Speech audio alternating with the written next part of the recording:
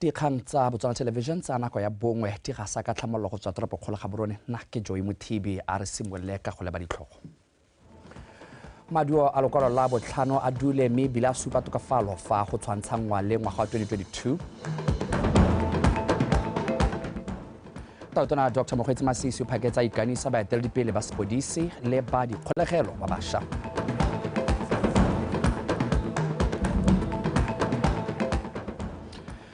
Fa setlhopha sa Dikgang United se ikaeletse phenyo fa se thulang le sanotwane ka matlhatso mo leaking ya First Division South. Motswala wetsong ka mogele ga mmogo le tshepiso sekolo yo tla ranolang ka puo ya diatla. Maduo a lokwalo la botlhano kgotsa Botswana General Certificate of Secondary Education Examination a dule. Tona wa lephata la thuto le tlhabololo dikitso Dr. Douglas Thebe a re go nnile le tokafalo ya maduo ka kakaretso a ditlhatlhobo tseo ka 2023 fa tshwantshangwa le 2022. Tokafalo e tsweledisa mokgwa wa go tokafala ka iketlo ga maduo mo dingwageng tse 4 tse di fetileng. Taotona Dr. Mokgweetsi Masisi o phaketse a ikanisitse ramapodisi o mošwa me Diana Marathe ga mmogo le mookamedi wa lephata la dikgolegelo mošwa Re Anthony Mokento kwa ofising ya gagwe. Tenko o kaile fa a na le tshepo e tletseng ka bokgoni jwa bobedi jo go dira ka bokgabane mo maemong a bone a mašwa go tsamaelana le maitlamo a puso e a ipeileng pele a go dira dilo ka mokgwa o pharologano go nonotsha le go tiisa maphata a sepodisi le dikgolegelo. Yes, I'm very happy to do it because my appointment was to revitalize the organizations and perform at a level they've never seen in their lives. Yes, all right. I have full confidence in them. And even in the advisement they share. Yes,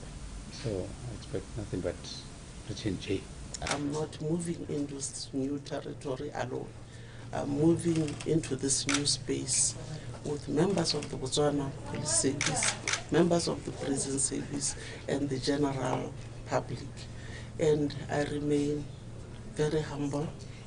and prepared to serve to the best of my abilities and ask the good Lord to continue to guide me and give wisdom that I will need in abundance. And I believe that all is well with me. I thank His Excellency the President for having the trust in my abilities to serve this nation. I'm taking over the prison service at a time when my predecessor, Marathe, had really put very good frameworks within which to operate and move with less difficulties, and we now have to go back to the drawing board, sit down and draw our plans and move on. We assure Botswana that we will continue where Marathe has left and aspire to go even higher. Sepodisi sa Botswana sa re se mo thulaganyong ya go tsenya tiriso ya maranyane a di-drone go lwantsha borukhutlhi jo bo diragalang thata mo melolwaneng ya Botswana le mafatshe a mabapi. Fa a bula diofisi potlana tsa sepodisi kwa motseng wa Mapoka ka Labone, tona wa itshireletso le thokgamo Rekagiso Mmusi a re go dira jalo ke go tsibogela dilelo tsa banni ba ba nnang gaufi le melolwane ba ba sa jeseweng diwelang ke borukhutlhi. Bethani Mando o na le ko. Motse wa Mapoka mo kgaolong ya Bothopi ya Tati West ke mengwe ya esemile mololwane wa Botswana le Zimbabwe. Selo se se dirang gore o thorontshiwe ke borukhutlhi jo bo diragalang mo mololwaneng go tlodisiwa dikoloi, dithoto ga mmogo le leruo. Ina re bikene hita ba moroka ine le sello sa kgranyo ya meno gona ne o tsweditswe dikgomo di le 32 tsa betsa kgona go boela Botswana mme ka go thoka lesego mongami di ne tsa bulawa go le kwa go somarelwa e dikgomo tse di teng ka gore tsele ne re se re di thole di ka tswa le mogare mme kana re utleletse ka kwa di thoka mogare mongami re tla rana le sello sa dikoloi tse ne di utswa bosego le motshegare mme mongami ke batho re ke go lebogetsa tsieno ke leboge bana ba gago ina re o sena go lemoga seemo seo o no ema ka dinao wa isa bana ba gago ko lining ka kwa since ba nna gone kwa 9 months ga go ise go tswe koloi drone di a goroga ke dio dingwe tse leng gore di a go re thusa gore re patrole ka tsone di re thuse go nna le ba ba mo grounding go nna le tse di leng mo phegong ka gore tsone di boeo di tsa dinepe be di romela be re kgona gore re responde gore ha ile gore mongwe o tlola ka dikgomo tsa gago re kgone gore re responde ka bohego re go attenda re tshwaragane maphata a rona a itshireletso otlhe a ke ba se sole a ke ba se podisi a ka re bona nako le nako ha re le mo tirong re na le brigadier ha a lebeletse kgaolo e ka kwano re mmusi a re puso e beile pele tshireletsego ya setšhaba ka mo ngwageng wa madi o semolang kgwedi e tlang go tla agiwa diofisi tsa sepodisi di le 22 go rala lefatshe leno kgaolo ya bokone bothaba e le mo teng so re mo projecteng ya go aga di-police station di le 28 di-police station tse tsotlhe di na le matlo mo go tsone di na le sengwe le sengwe mo go tsone ke tla re mo kgweding e tlang ha ke re ke diegile ke tla be ke di rola di simolodisiwa di anamele ha tshelelotshetse di 28 ke letswame ke gore re ngwago o tlang ha wa hihing e be tsotlhe di wetse di na le matlo di na le dikoloi di na le drone mo teng di na le sengwe le sengwe di na le mapodisi a stock theft a ileng gore a tla ba lwantsha gone bone bogodu ja leruo mothusa mo kamela mapodisi a Botswana Deputy Commissioner Operations Solomon Mantswe o tlhalosa fa diofisi tse di diegile go wediwa fa e sa le tiro e simololwa ka 2021 ka jana go hetotswe dikonteraka fa yo neng a hilwe tiro la ntlha a palelwa le fa go ntse jalo a re madi one a dirisitswe sentle tiro ena e wetse ko ntle ga dikgwetlho tseo ne ra e digela mme re dumela gore e wetse sentle ebile e wetse e sa tlola madi ona ne le gore e ne ya filwe ke gore ka sekgwago e tlo go teitwas e wetse e le on budget ga ra dirisa madi a fitileng a ne ra filwe so re leboga thata ba tsa karolo ba botlhe ba ne ba dira gore thulaganyo e wele setšhaba se rotloediwa go tshwaragana le sepodisi le go disa molelwane ka jana seo se ka thusa go fedisa borukuthi jo bo diragalang gareng ga Botswana le Zimbabwe Bethany Mantu BTV News Mapoka mothusa tona wa thuto le tlhabolola dikitso re Obrila Saso a re puso e tsere dikgato go lwantsha dikgwetlho tse di lebaganeng le mogama wa Branyane mo dingwageng tse di fetileng dikgwetlho tseo di ne di kgoreletsa go wediwa ga ditlhabololo ka nako le fa go ntse jalo puso e ne ya tsibogela kgwetlho e ka go tlhama thulaganyo e hapegileng bošweng ya development manager model go tlhomamisa gore ditiro di wetswa ka nako mme ebile mo ngwageng ono wa madi re le Saso buile kwa phuthegong ya boitsanape ya engineering forum Terry Makgweng ka dintlha thulaganyo e ntšha ya development manager model e tla tlhomamisa gore ditiro tsa puso di wediwa ka nako mme gape e tla thusa puso go tila ditshenyegelo tse di sa tshwanelang bomankge ba dithutego tsa Boranyane jo bo hapegileng jwa go atolosa dithabololo ba rotloediwa go dira tiro e ntle ka nako tsotlhe. It is worth a mention that government has faced challenges acquiring engineering services and products from the engineering fraternity. Among these are lack of skills and competence in project implementation, poor maintenance planning for existing facilities, which results in their premature dilapidation, abandoned projects, delivery of substandard engineering work, increase in engineering and related litigation, bulging project cost overruns on public works. Government through the Ministry of Transport and Public Works was however decisive and introduced the development manager model to ensure timely delivery of major projects. The engineering fraternity should therefore be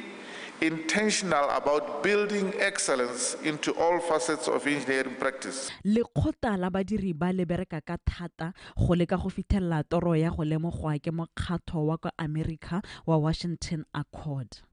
Why do we need to actually align with international best practice benchmarks like the International Engineering Alliance? We believe that with proper alignment and implementation, it will actually guarantee us quality of education and competence development. That is for the issues of accreditation and registration. IEA promotes mutual recognition of qualifications through their accords. I guess we had Regubaro talking to the Washington Accords, there are Sydney Accords, there are Dublin Accords that also deal with engineering technologists and engineering technicians, and it also facilitates global mobility. Phuthego e leng ya bone e tshwara ngwaga le ngwaga mme maikaelelo a yone ke go sekaseka dikgwetlho tse di mo mogameng o le go leka go ta ka ditharabololo. Terry Makgoeng, Botswana Television, Gaborone. Mogolwane wa botsogo jwa tlhaloganyo kwa kokelong ya Tsabong re ofense ke moabe o kopa setšhaba go itlwaetsa go bua ka bolwetse jwa tlhaloganyo le ba malwapa ditsala le babereki ka bone. A re seo se ka fokotsa ditlhong tse di amangwang le bolwetse jo. O boletse gore tlhaolele mo go bao ba ba tshelang ka bolwetse jo go ba itsa gore ba batle thuso. Re ke moabe o tlhalositse se jaaka na bua le Botswana Television ka dikgang tse di amang bolwetse jo jwa tlhaloganyo. Kokelo ya Tsabong e na le lekana le le itebagantseng le go thusa ba ba reletseng diemo tse di thata tse di amang maikutlo go bona kalahi e ba ka ithusang go boela mo go nneng batho ba ba nang le seabe se se maleba mo setšhabeng. Re ke moabe re meuta bolwetse jwa tlhaloganyo ke go kgakgaratsega maikutlo go hetoga ga setho motho a helela a nna le maitshwaro a sa tlwaelesegang ka one kopile batho go ikatumetsa ko kokelong ga ba lemoga ba na le dikai tseo. Go botlhokwa gore rona le motho o bereka le ene e re ga go mo phakela le mohela o mmona motsore o letse yang Mr. Dithuso ka ke bona gambe go ka re ga wa nna sentle o gana go itlhala le gore o nnile part e leng gore e mo thusitse tota ba tshologela mo go yana itlhala le gore motho a modimo o tsamaya through a lot mo ile gore na tlhoka wena hela gore o mo reetse ha ebile o fila gore ga o mo reeditse mme ga o kgone go mo thusa mo refere to the services tse di teng mo dipateleng jalo jalo. Setšhaba se kopia go tshwara bao ba ba tshelang ka bolwetse jwa tlhaloganyo ka lorato le bopelotelele. Go ka go a patagana go na le go ka mo sepatela le go ka kwa lapeng go ka mo tona ke gona ga kwa lapeng ka gore tota ke lona lo nna le batho kwa lapeng ke rona re ba itseng botoka mme ntse ke bua ga o mpotse go tswetile gore se se botlhokwa ke gore re itsane le rona ra re le kwa lapeng re tshwanetse gore re itsane re le batsalwa le rona re itsane le malome ke motho o ntseng jang re kgone go lemogana ha ile gore motho o na le go gatelelwa ke maikutlo. Mana ke na le stress ke bua le bonkgone le o lady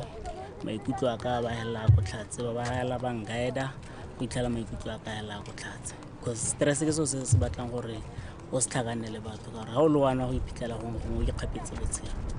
ke ga stress something se ntseng ka teng. Ke ra gore ha gona le mogakolo go di ha go wena gara mma ke 1 2 3 o tshwanetse gore o reetse motho wa bona le wena ha o le go ga gago la ha o ka tlasa tana tla go a go etela ka bona go bua o bo gopola magoko ga a mme o go reetse mara. Re ke moabe o kopile maphata a puselo dikhamphani le dikolo go itwaetsa go tshwara dithutuntsho le dithutopuisano tse di tebagantseng go buisa ka dikgang tsa botlhokwa jwa go tlhokomela botsogo jwa mmele le jwa tlhaloganyo. Le go le Dipotsane Botswana Television Tsabong.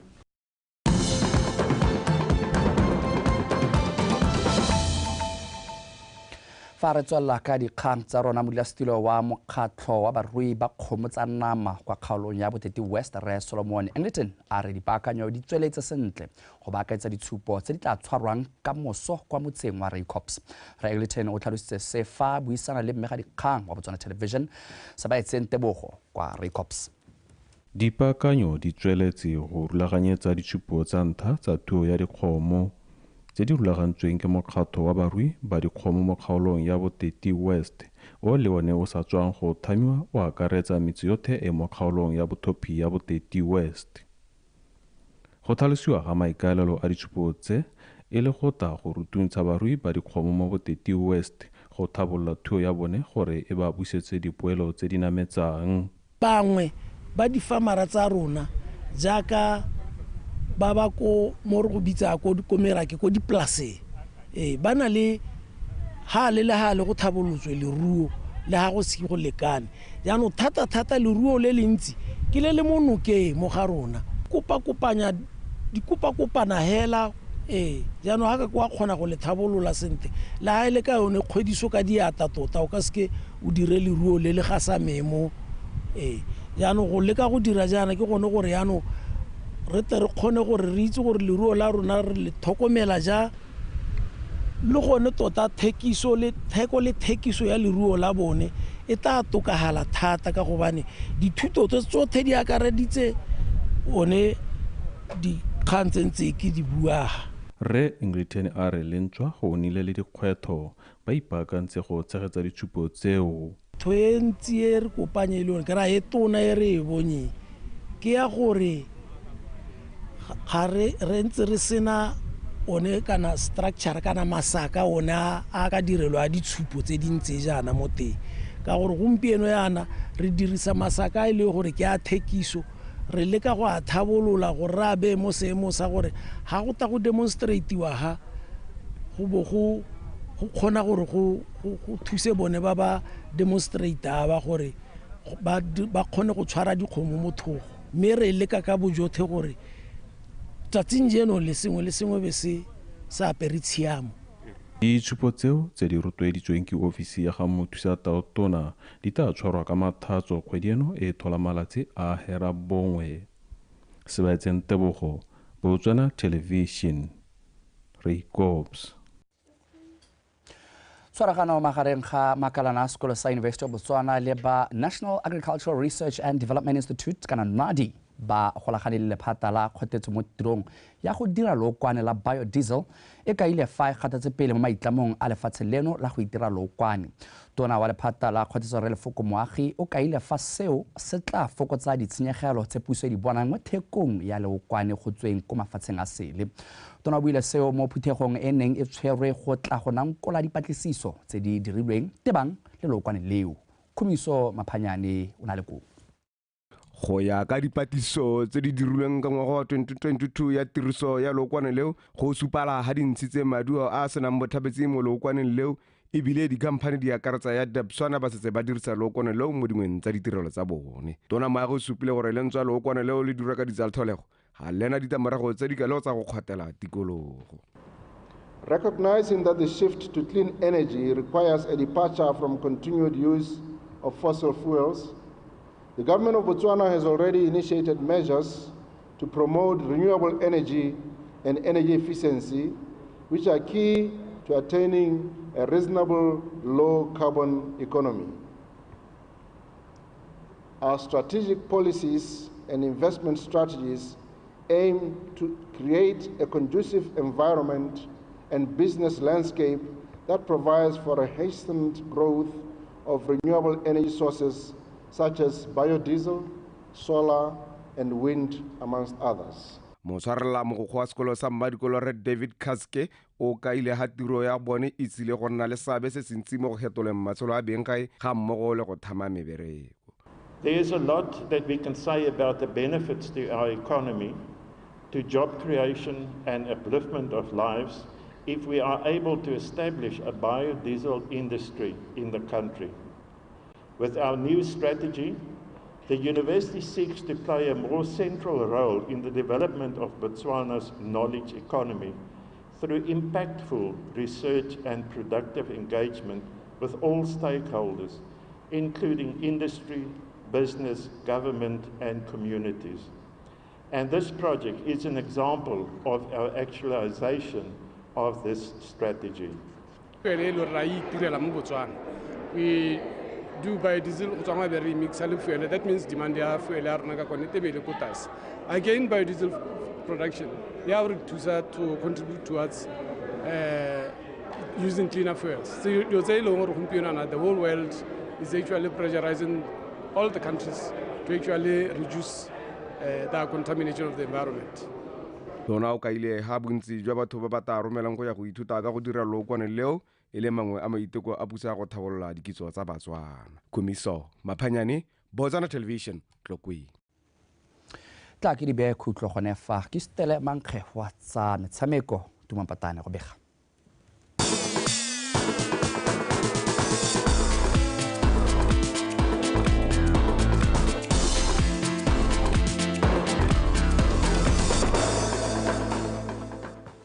Mothoetso Madume tsala botlhano tsa metshameko tsone tsa re mokatisi o setlhopha sa Tlokeng United ga o pate so senyeng a re batla bo ba tsomana le phenyo fela mo motshamekong wa bone ka matlhatso kgatlhanong le setlhopha sa Notwane jaaka botlabo ba batla go tlhatlogela mo maemong a botoka mo lokong eo ya First Division ya kwano borwa so senyeng o buile seo kwa ikatisong ya setlhopha maapane kwa Tlokeng a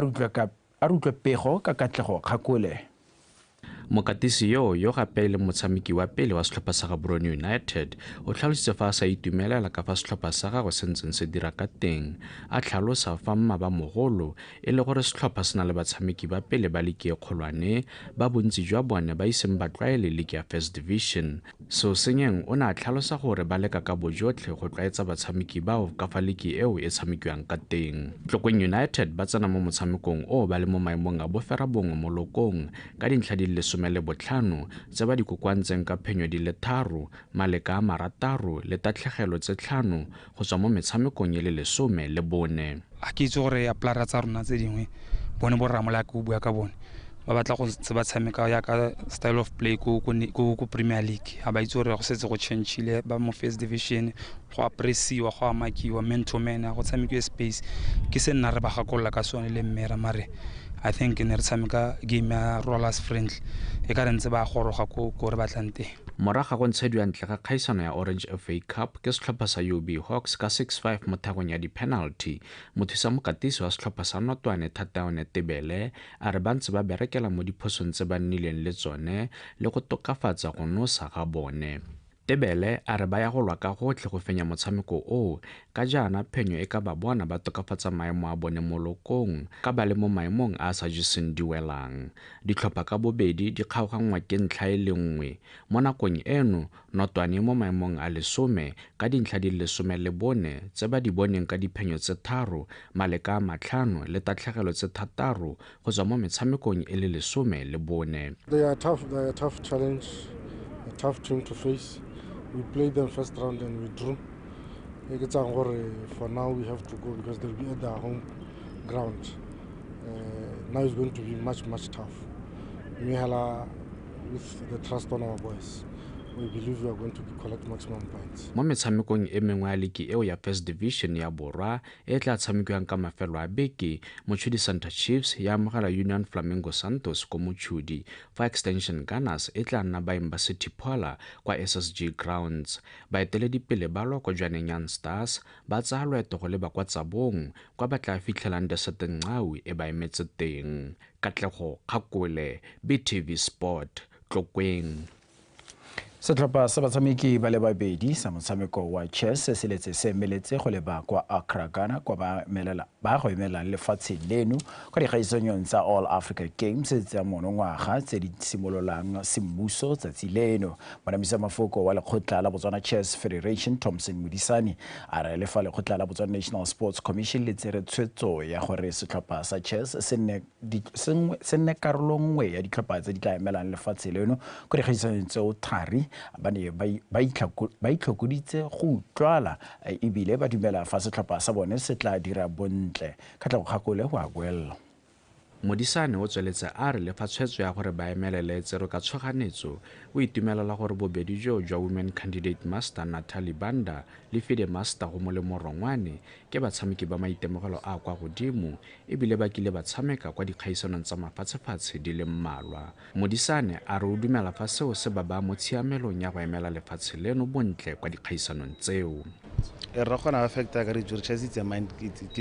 imetsa go dirisa tlhaloganyo so me ke dumela gore so di percent with the experience tse leng gore they can differentiate do demo tse dintsenyana because ho ka lebelela ene mtshameko rona Taliban o leng gore o nna le mo dikgwetlong tse dintsenyana gore a kgone go tshameka di tournament ka a santse na le mo di youth leveling so ke dikgwetlho tse leng gore ba di itse and they expecting the bona ra bua le bone ra go ba kgothatsa re ba bontsha gone gore nya me kana di dintsenyana me a re neng ka solehelo ntse re na le ntse ka solehelo la rena BNC re gana me solefelo ne ntse le teng gore nya re tla hella re tsamaile retso. Women candidate master Natalie Banda le FIDE master go molengorongwane bona ba tlhalositse fa ba le malala-a-laotswe ebile ba ya go ntsha ga tshwene kwa Ghana gore ba tlele lefatshe leno ka seetsele sa chess. This is not my first international tournament. I've played more than 10 international tournaments, and I've been playing chess since I was 8 years old, and I'm 17 right now. So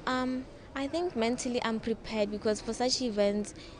when you play them so many times, I think you get to a point where you're like, you accept you're going to play an international tournament. The fear is there, but it's a bit limited because you've experienced. And well, I feel like I am quite ready. Whenever I'm scared for an event, okay, I'm not ready for this event, but I feel confident and I believe I'll play well. In terms of preparation, I think besides my training and practice, I've also played a couple of tournaments locally, also online, including the zonals, of which we qualified for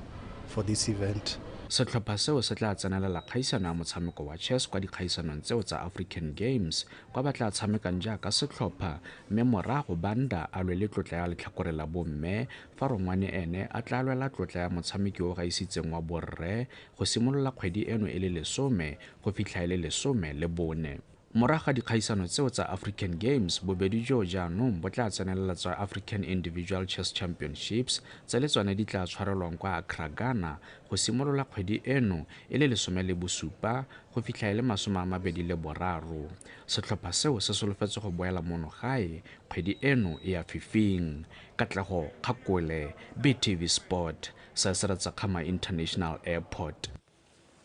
fa re duetsa mme re ntse re na le tsone dikgang tsa Africa Games le Thabo Sekano o gapetse lefatshe leno seetsele sa ntlha kwa dikgaisanyong tseo tse di tsweletseng kwa Ghana.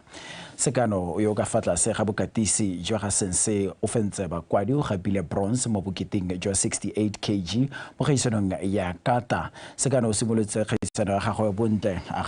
bontle jaaka an afenya motshameki wa Cameroon ka 11-2 fela Sekano a wela a latlhegelwa mo motshamekong wa sekamakgaola kgang kgatlhanong le motshameki wa Tunisia ka 4-3. Lesego Masimolwa ene o kgapetswe ntle mo tikologong ya ntlha ya kata ya bomme ke motshameki wa Aforika Borwa. Metshameko eo e tswelela mo tsatsing la kamoso. Motho a re digele ka tsela e ntseng jalo ka jana le ka nako tsotlhe ikanye rona.